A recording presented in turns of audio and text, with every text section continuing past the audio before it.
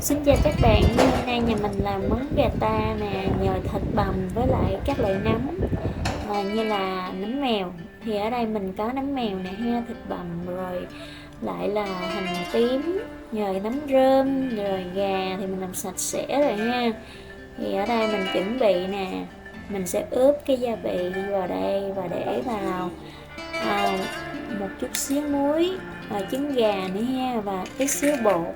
Thì ở đây mình có bỏ bột mì xíu thôi, rồi để cho cái phần thịt này nó dẻo lại với nhau á thì mình bỏ trứng này ha.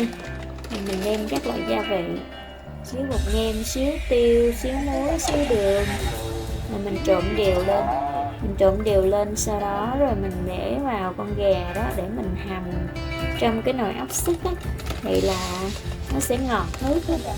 Và cái nước đó thì mình có thể dùng để nấu miếng để ăn với lại giá nữa, rất là ngon các bạn. Món này nấu tiện nè, mà khi nấu xong thì nó thơm lừng luôn đó ha. Rồi mình có bỏ thêm nấm rơm nữa để mà hầm chung với cái nước cho nó ngọt và nó thơm. Rồi bây giờ mình trộn đều lên như thế này ha, trộn đều lên rồi sau đó mình để vô cái bụng của con gà này nhà mình nuôi ha. Rồi nếu cái bụng thì mình khi tại vì cái thịt gà này nó cũng dai, cho nên là nếu mà con nít mà ăn không được thì nó ăn thịt bằm ở trong cái bụng này nè, con gà để nó ra cái nước hầm nó rất là ngọt. Thì nói chung người lớn thì ăn thịt gà dai thì được, còn con nít ăn không được ha. Cái loại gà này nó thịt nó hơi dai, mình nấu miếng hoặc là nấu mì gì đó ăn cũng được.